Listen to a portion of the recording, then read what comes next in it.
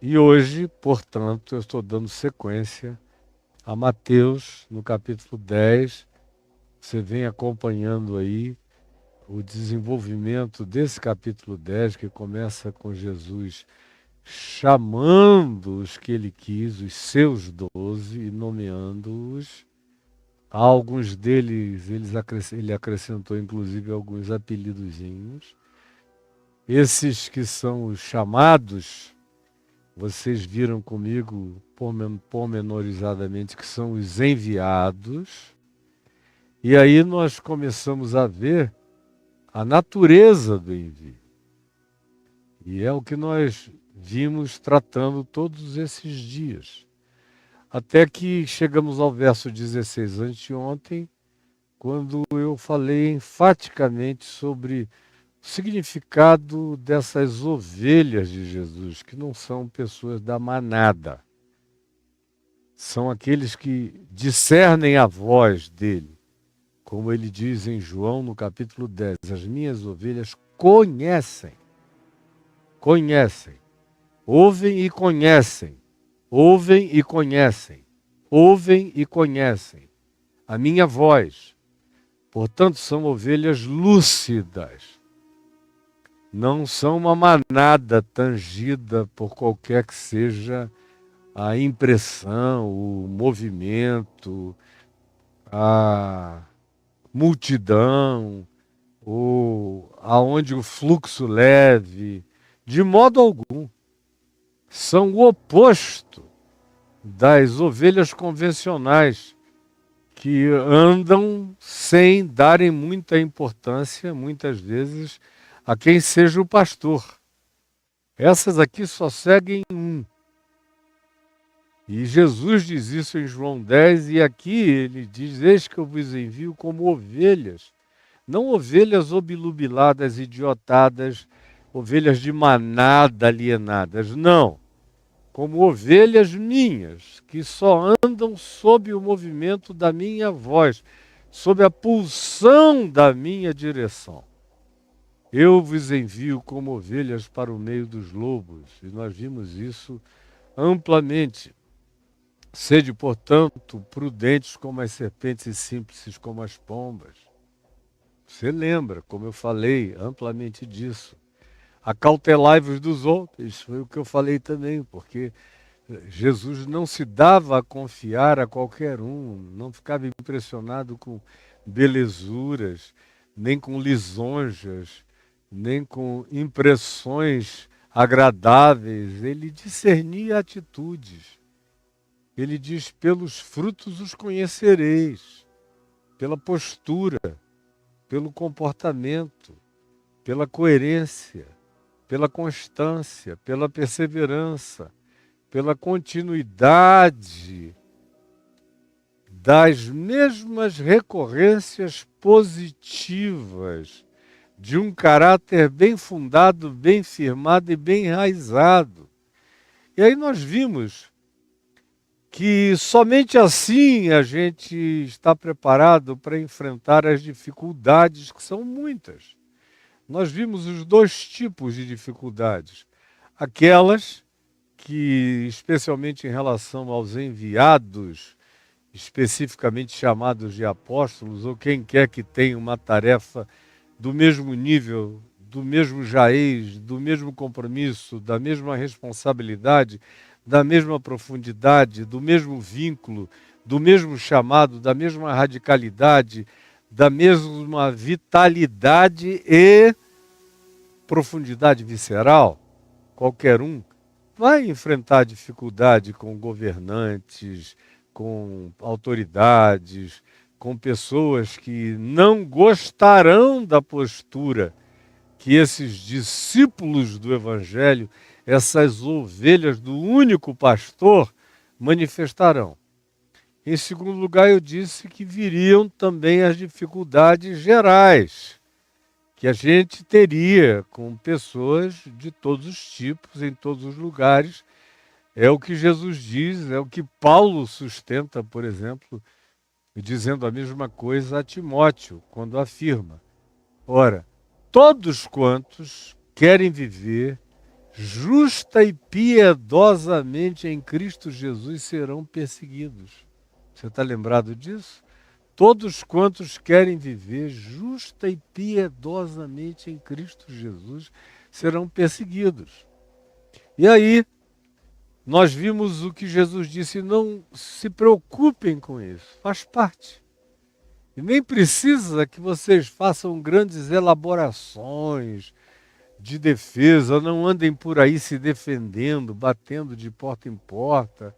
Meu Deus, imaginem só, uma pessoinha como eu, mas que tenha o seu significado público para milhões de pessoas.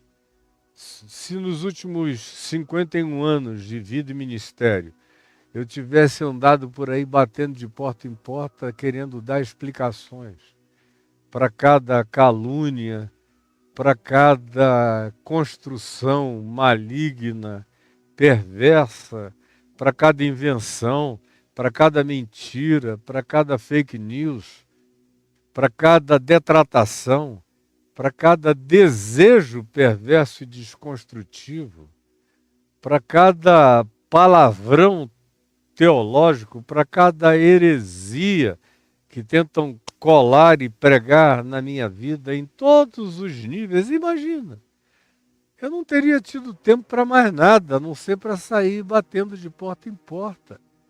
Jesus vem e diz: não se preocupem. Se essa coisa chegar até vocês, vocês não precisam nem fazer elaboração do que vocês vão dizer. O Espírito Santo habita vocês. Eu estou enviando vocês habitados pelo poder, pela lucidez, pela sabedoria, pela luz do Espírito Santo. Então não cuideis no que haveis de dizer ou de responder, porque não sereis vós que falareis, mas o Espírito Santo falará em vós. E eu disse, essa tem que ser a atitude de quem anda cheio do Evangelho. Se eu estou cheio do Evangelho, eu não tenho necessidade de elaborações a fazer. Eu tenho apenas que deixar vazar a sinceridade amorosa, sensata, ajuizada, calma, prudente, mansa do meu coração. Conforme Jesus vem ensinando aos seus discípulos. É por isso que quando chega nesse ponto da jornada, ele diz isso a eles. Porque ele os vem ensinando faz tempo sobre como deve ser o caráter genuíno de uma discípula, de um discípulo dele, de um apóstolo, de uma apóstola dele, de um enviado, de uma enviada dele. Aí nós paramos aqui no verso 20, e eu disse que nós prosseguiríamos no verso 21, porque nós iríamos tratar do verso 21 até o verso 23 de perseguições de natureza muito íntima. No verso 23 nem tanto, mas do versos 21 e 22, a gente vai ver coisas que têm a ver com o que mais machuca o coração da gente. Preste atenção no que eu estou dizendo. Quando eu fui ou sou objeto de perseguição de governadores, de presidentes, de autoridades, ou de magistrados, ou de pessoas que, tendo poder, função, posição, se sentem chocadas ou ofendidas pelo Evangelho pregado em nome de Jesus, não como insulto a ninguém, não como descaramento, não como cara de pau, não como provocação de graça contra ninguém, mas se sentem, e não raramente se sentem. Desde o início da minha conversão, eu conheço na pele o significado de ter pessoas que, numa posição que eles consideravam superior à que eu ocupava, E eu não quero nenhuma outra situação, nem posição, nem representação, senão essa que eu carrego a minha vida inteira e na qual eu viverei e morrerei nesse planeta, o mesmo lugar, a mesma vocação, o mesmo chamado, a mesma palavra, a mesma mensagem, todos os dias e todos os anos da minha vida, mas eles olham e eu me lembro já nos primeiros dias de convertido. Eu comecei a enfrentar dificuldades, provocações variadas, hoje mesmo de manhã cedo. Eu me lembrei do tempo em que eu comecei a pregar ao ar livre. E antes de começar a pregar em templo, da Igreja Presbiteriana de Manaus, Igrejas Batistas, Assembleias de Deus e por aí afora, primeiro ano de convertido, onde eu pregava em todos os lugares, especialmente na rua, nas escolas, nas praças, nos lugares públicos, no meio dos malucos, dos hippies e também no meio das elites. De vez em quando tinha alguém que dizia, eu vou ver se esse cara se converteu mesmo. E me provocavam de todos os modos para ver se me tiravam do sério. E se eu puxava do bolso o meu jiu-jitsu, atropelava o cara, quebrava ele todinho, para depois ser acusado de sabe lá Deus do quê, e perder a autoridade da mansidão, a autoridade da bondade, da compaixão, da misericórdia, da ternura e do amor, que são os fatores de composição do caráter do Evangelho que não podem faltar em nenhum de nós, muito menos em mim. E em razão do que eu me guardei de tudo e de todos os dias da minha vida. Tenho feito isso e farei até morrer. Mas não faltam pessoas que cheguem querendo tirar você do sério. Paulo disse, é normal. E falou a Timóteo, que era um cara tímido. Ele não era nem de longe parecido comigo, que não tem timidez nenhuma. Ele era muito tímido, mas Paulo diz, olha, Timóteo, todos quantos, não fique impressionado não, todos quantos querem viver justa e piedosamente em Cristo Jesus serão perseguidos. Faz parte, está no combo, está no script desse compromisso de vida, de modo que não pense diferente. Isso pode vir de autoridades maiores, como vem de qualquer idiota em qualquer lugar, que joga pedra à distância. Em relação a mim, pelo menos em relação a mim, a tentativa de jogar em pedra de perto acabou há muitas décadas. Eles hoje jogam pedra de longe e se escondem. Eu não dou a mínima, vai passando pedra para lá e para cá, eu prossigo na minha alegria, na minha exultação. Para mim isso é sinal de que eu estou dizendo a coisa certa, na hora certa, com a atitude certa, pregando o Evangelho de Jesus, conforme Jesus o fez e conforme ele próprio foi perseguido, que é o que nós vamos ver mais adiante no verso 24. E dali para frente. Então, não há nada de mais em pregar o amor de Deus e encontrar espíritos antagônicos, espíritos do ódio, espíritos da raiva.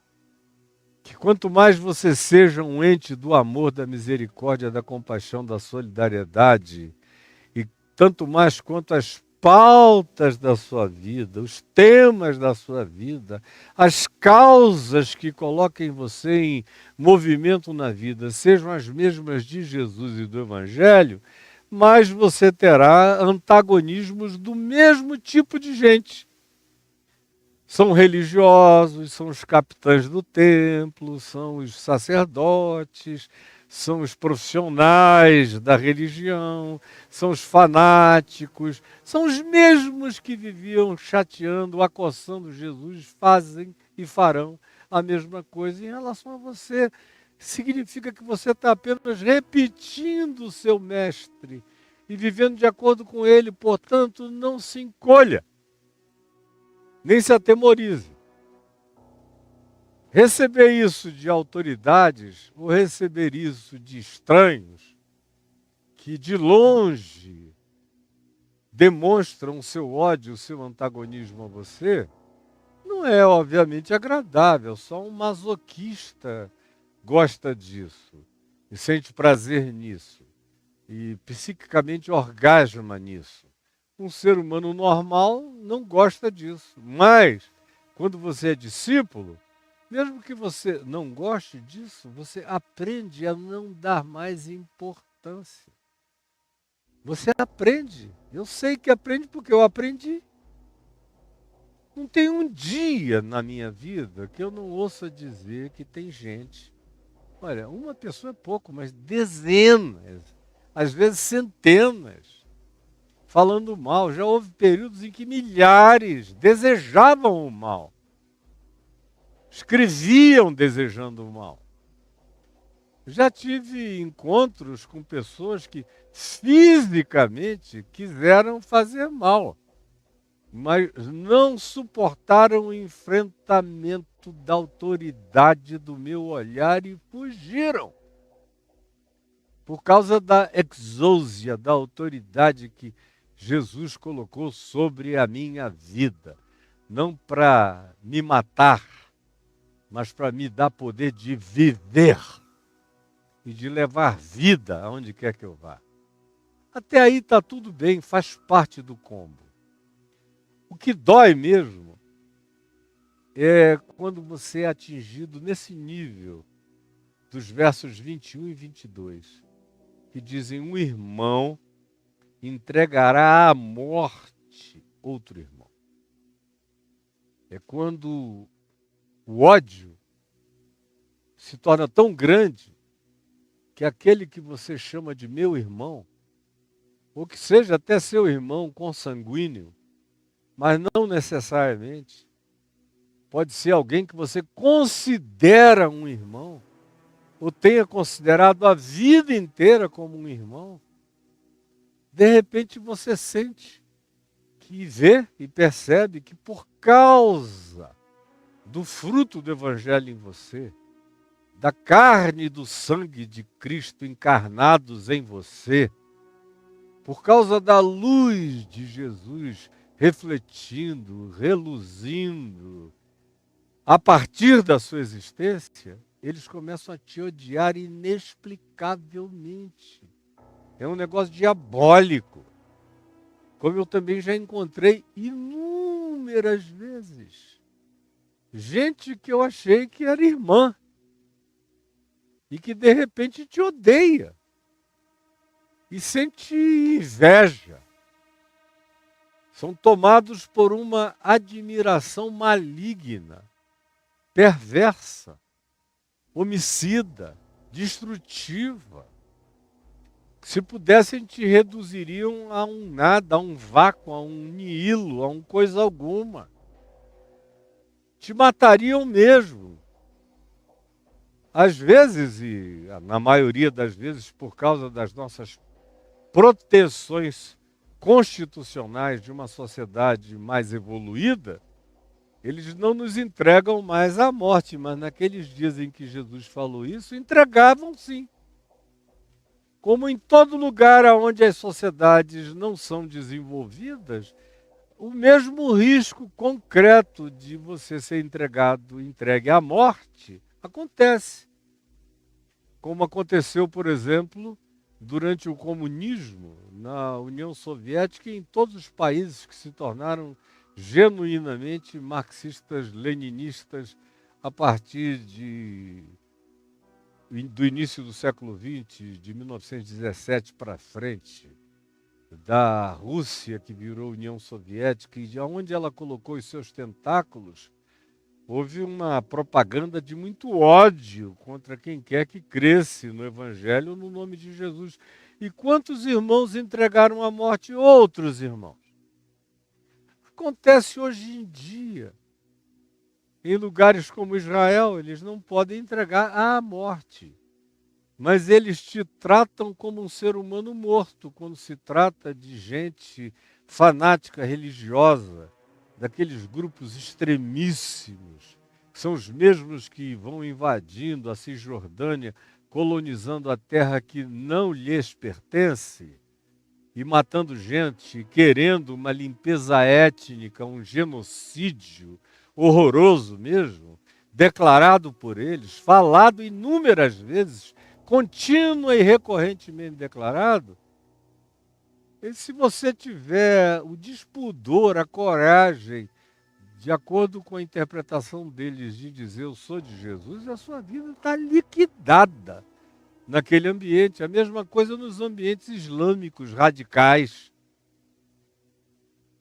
Ou a mesma coisa nos ambientes cristãos fanáticos, quando você não obedece o combo do fanatismo.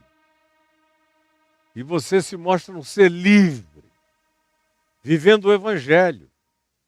Eles não têm o poder constitucional de te entregar à morte, mas eles te matam do ponto de vista emocional, do ponto de vista da reputação, na perspectiva do que dizem a seu respeito, do que declaram contra você, das nulificações que eles tentam criar como desrealidade, como desfuncionalidade, como qualquer que seja a manifestação desconstrutiva do seu ser, eles não têm nenhuma hesitação quanto a isso fazerem.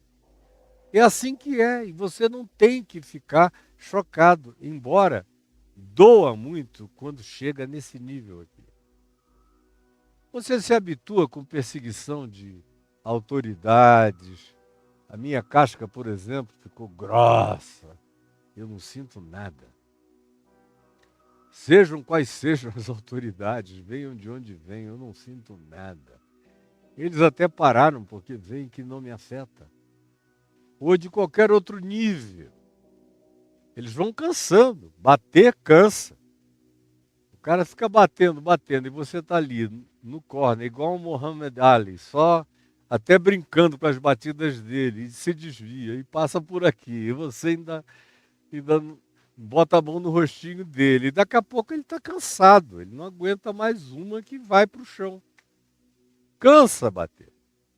Agora, não dá para acostumar, pelo menos não dá para se sentir confortável com nenhum tipo de rapidez, ou não há treino que você faça antes que lhe deixe tão preparado ao ponto de que quando um irmão, uma irmã, alguém da sua carne, do seu sangue, ou alguém da sua mais profunda e visceral intimidade, trai você, entrega você, e faz isso por causa do ódio que desenvolveram em relação à sua vida, por causa da obediência, da prática e da vivência do Evangelho de Jesus, vistos na sua existência.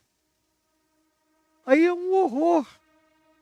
Você fica olhando e diz, meu Deus, quanto mais cheio de luz, de graça, de vida, de amor, de compaixão, de bondade, de mansidão, de misericórdia, a minha existência vai se tornando, mais essas pessoas que deveriam ser e aceitar que são as primeiras beneficiadas por esse convívio, mais odeiam, mais apresentam repulsa, mais repugnam você.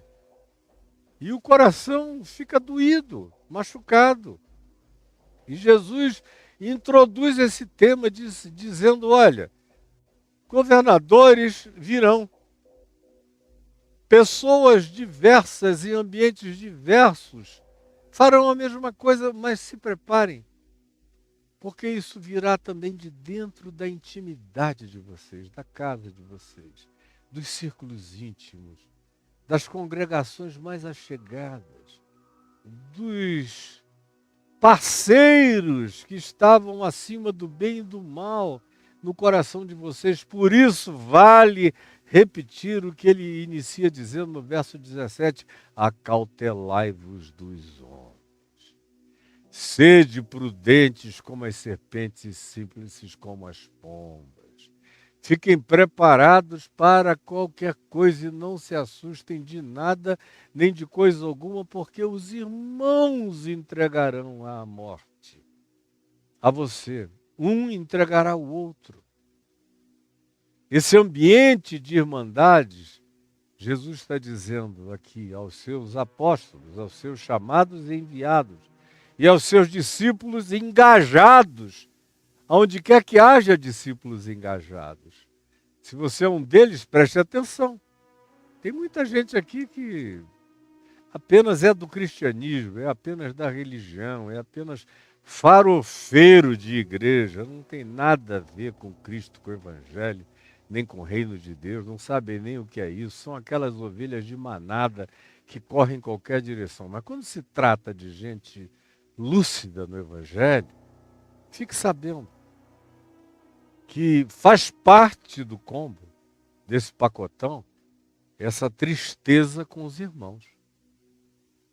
E com aqueles que você imaginaria que seriam os que entrariam de costas na sua tenda no dia em que você seja um Noé carente de discrição, que você imaginaria que seriam suas primeiras proteções na sua fraqueza, aqueles que você imaginaria que seriam os primeiros a fazerem corta-luz e não permitir que as coisas viessem direto a você, e ao contrário, são os que abrem a porta por dentro, dissimuladamente, sorrateiramente, perversamente. São os inventores de males mais provocativos, porque quando alguém é conhecido como fazendo parte da sua intimidade e começa a dizer de você coisas totalmente destrutivas e negativas, aqueles que te odeiam adoram, babam de alegria ao saber disso. Porque supostamente são pessoas insuspeitas, falando mal de alguém que carrega o testemunho do Evangelho da graça de Deus na vida e no mundo. Mas fique sabendo que você jamais será isento disso. E eu também não. Por isso é melhor andar preparado, acautelado dos homens. Os irmãos são seres humanos. Eu não preciso viver em estado de desconfiança, mas eu não posso existir em estado de credulidade tola, inocente e burra. Eu tenho que saber pelo Evangelho que qualquer coisa pode vir de qualquer lugar. Guarde bem o que eu estou lhe dizendo. Eu preciso saber pelo Evangelho que qualquer coisa pode vir de qualquer lugar. Jesus diz, um irmão entregará à morte outro irmão. O pai, isso dói, não é? O pai entregará o filho. Que coisa doída. Filho entregará os seus progenitores, o pai, a mãe. Isso naqueles dias. Hoje em dia, como eu já falei 3 vezes hoje, a gente tem proteções constitucionais. O que a gente experimenta são ódios, dissabores, silêncios, interrupções relacionais, abominações, expulsões de casa. Aqui você não entra mais enquanto for assim. A gente acabou de ver nessa polarização política dos últimos anos a quantidade enorme de famílias que racharam, que estão rachadas até hoje. Algumas aparentemente, definitivamente. E na maioria dos casos, a alegação era pseudopolítica, mas de fato tinha a ver com a posição que alguém tomava no Evangelho contra a entrega de alguns familiares à idolatria messiânica que muitos milhões de irmãos, de próximos, bem íntimos da gente, assumiram de maneira totalmente translocada e inconcebível. Aí se você vem, fala, ou mesmo que não fale, vive o oposto e coloca a sua vida num lugar diferente, numa posição diferente, com uma atitude diferente, você passa a ser indiscriminadamente odiado, colocado em ostracismo. rechaçado, malignificado. E é horroroso. Irmão contra irmão, pai contra filho, filho contra pai, famílias destruídas, rachadas, e se levantam uns contra os outros, com a intenção mais perversa possível. Eu encontro gente que me diz, eu não consigo me arrepender de odiar meu pai, de odiar minha mãe, de odiar meus irmãos por tantos anos quanto eu tenho feito, quantos eu tenho praticado. Eu converso, digo, olha, você precisa resolver isso. Não, mas eles não merecem. Não tem nada a ver com mérito. Tem a ver com quem você quer ser. Se você quer ser discípulo de Jesus e viver no amor de Cristo, no Evangelho, perdoe a todos, ande limpo. Eles podem odiar você o quanto queiram, podem desejar a sua morte, a sua vacuidade, o seu abismamento no nihilo, tanto quanto possam desejar. É uma doença deles. Mas não deixe que isso corrompa a sua vida, destrua você, porque você se torna idêntico a eles. Idêntica a eles. Não faça isso. E alguns dizem, não peço de mim, porque eu tenho o direito de me sentir assim para sempre. Eu não vi isso algumas poucas vezes, não. Eu ouço com regularidade. Aqueles que estejam porventura me vendo, ouvindo, assistindo, e que foram expulsos de casa por razões relacionadas à fé, ou por razões relacionadas ao gênero que manifestaram, a posição de natureza, de preferência sexual ou homoafetiva, e foram tratados pelo pai, pela mãe, pelos irmãos, de maneira escorraçante, foram mandados embora, estão proibidos de voltar, são odiados. Ouçam,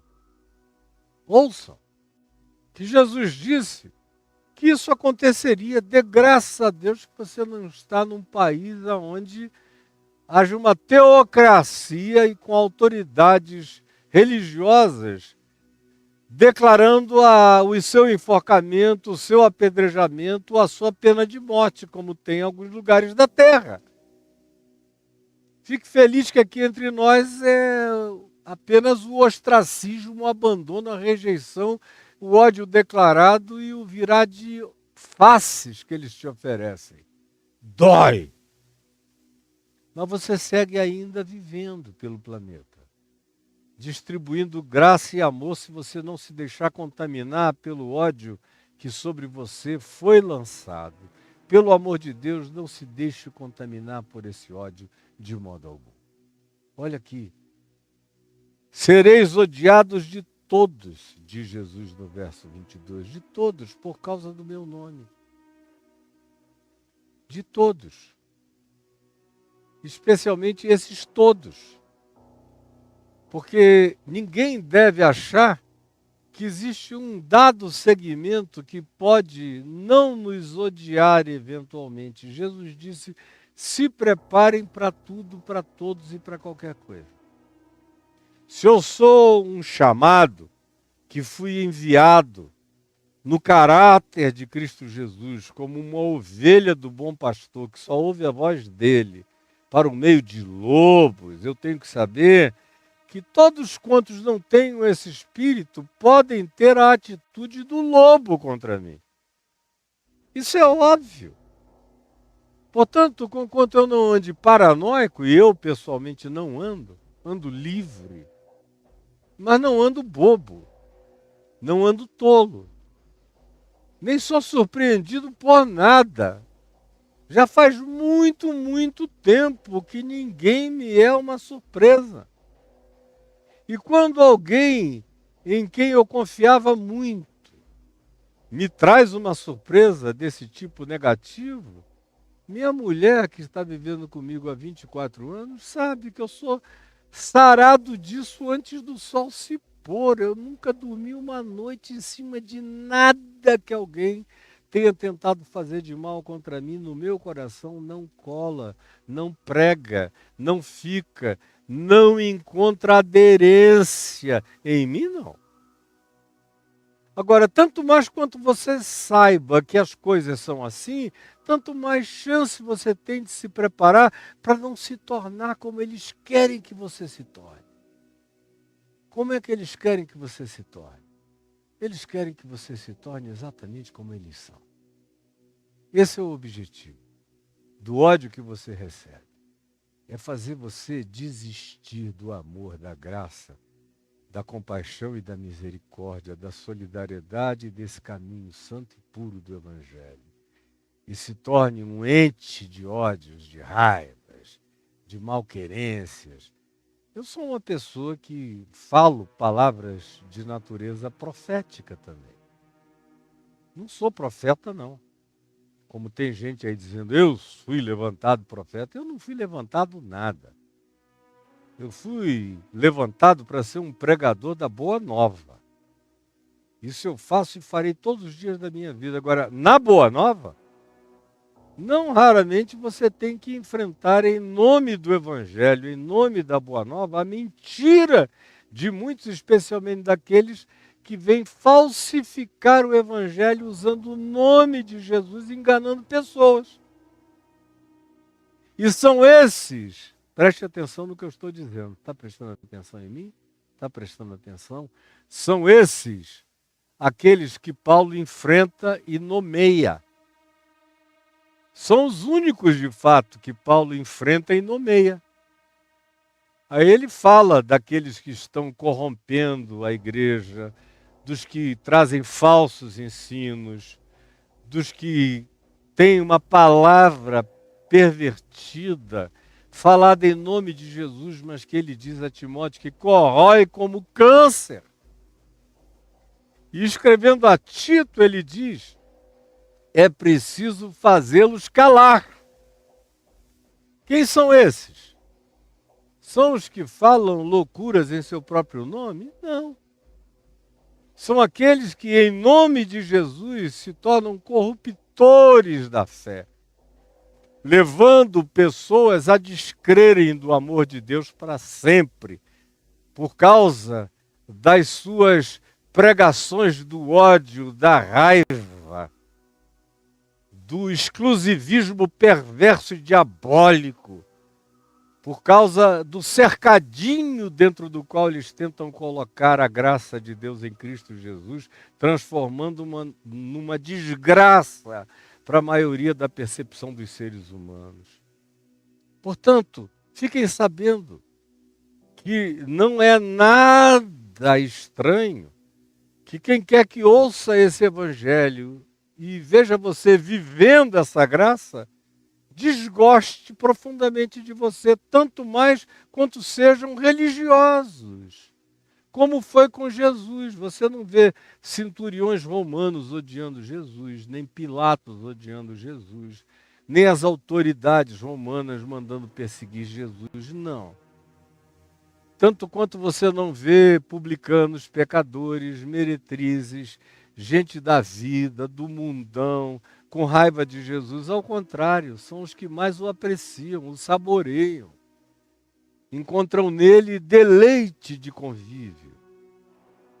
Nos evangelhos, o ódio unânime quase que Jesus recebe vem do fanatismo religioso e do poder daqueles que dizem: quanto mais gente vem a ouvir e crer nessa palavra que ele chama de boa nova, de evangelho do reino de Deus, quanto mais gente crer nisso, menos gente crerá em nós e no que nós ensinamos. Portanto, nós temos que odiá-lo, porque ele é o grande inimigo. Quem são esses? São as autoridades religiosas e são os fanáticos religiosos, nos evangelhos, tanto quanto são na vida. Jesus diz, são esses os todos que odiarão vocês por causa do meu nome. Aquele, porém, que perseverar contra isso, que não baixar a cabeça, que seguir em frente, que não se intimidar, que não dê meia volta, que não desista, que não se acovarde, aquele que prossiga com a veemência da certeza de que Deus não nos deu espírito de covardia, mas sim espírito de poder, de amor e de moderação. Esses são os genuínos chamados, enviados, e que são as ovelhas no meio dos lobos, que atravessam todas as dificuldades e permanecem inabaláveis. Como Paulo diz em Efésios 6, dizendo que é o que todos nós devemos nos revestir para que no fim de tudo, tendo enfrentado todas as coisas, permaneçamos inabaláveis. Porém, é preciso perseverar até o fim. Esse que perseverar até o fim, que não voltar atrás, esse será salvo. Aguente tudo, suporte tudo. Não baixe a guarda e nem baixe o nível. Ao contrário, levante o sarrafo do Evangelho na sua vida dia a dia mais. Dia a dia mais. Dia a dia mais. Porque quem for de Deus, como o apóstolo João diz na primeira epístola, no capítulo 5, aquele que de fato é de Deus, ou no capítulo 4, aquele que ama, procede de Deus, vem de Deus, é nascido de Deus, é filho de Deus, porque Deus é amor. Mesmo que ele não faça parte da sua congregação ou de congregação nenhuma, mas se ele trata a vida com amor, eu sei que eu estou lidando com alguém que foi tocado pela graça sublime do amor de Deus, ainda que essa pessoa não tenha todas as informações que eu eventualmente posso agregar a elas com muita mansidão, com muita calma, com muita sabedoria, com muita sensatez, que é para não estragar o que nela já está plantado. E como eu vejo acontecer todo dia, há tantos anos, às vezes eu vejo gente que era muito melhor antes de ir para a igreja do que depois que foi para a igreja e foi completamente estragada pelos crentes. Que é Jesus que diz isso. Você que fica escandalizado, dizendo o Caio diz cada coisa. Não, eu sou um mero repetidor do Evangelho. É Jesus que diz isso em Mateus 23. Ai de vós, fanáticos, fariseus, hipócritas, mentirosos, cascudos, que dão uma volta missionária no mundo inteiro querendo ganhar gente para vocês, para ficarem sob o domínio, a tutela, o controle de vocês. E uma vez que vocês consigam transformar esse indivíduo num prosélito, num discípulo desse proselitismo mentiroso de vocês, vocês o tornam 2 vezes mais filho do inferno do que vocês mesmos já são. Conseguem fazer desse indivíduo uma pessoa horrorosa. Tem muita gente que vai se convertendo comigo, que eu nunca vou contar a ninguém que se converteram comigo, que estão sendo discipulados, que estão crendo. Porque eu tenho medo dos crentes. Eu já vi demais, eu já aprendi demais. Aí chega o crente lá, quando aquele indivíduo que se converteu com você, na quietude, na surdina, não está ainda bem enraizado, bem aprofundado na consciência da fé e do discipulado, e chegam os crentes, não raramente corrompem a alma do indivíduo, ensinando um monte de loucuras, das quais, pelo medo, muitos deles, às vezes, nunca mais conseguem ficar livres.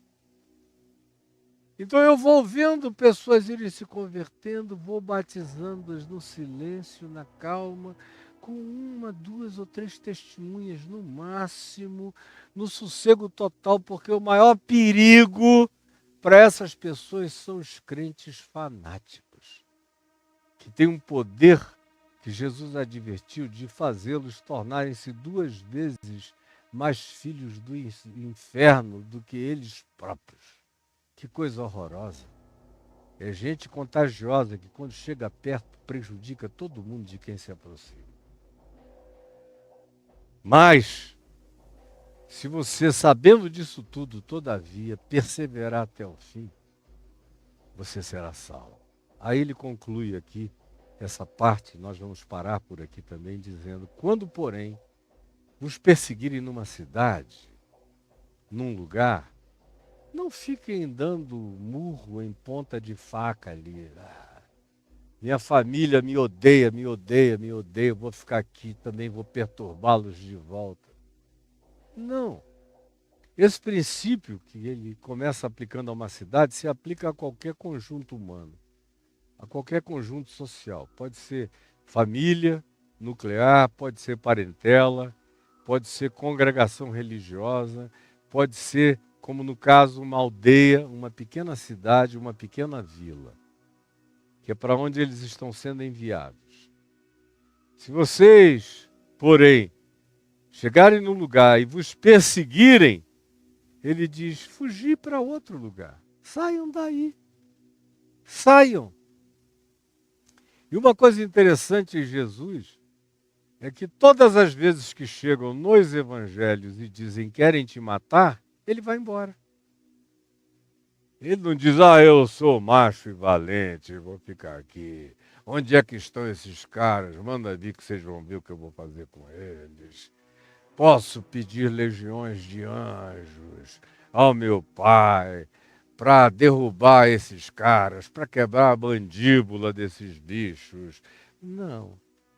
Querem te matar, estão planejando contra a tua vida, estão te cercando de ódio. Ele vai para outra cidade, ele vai para outra cidade.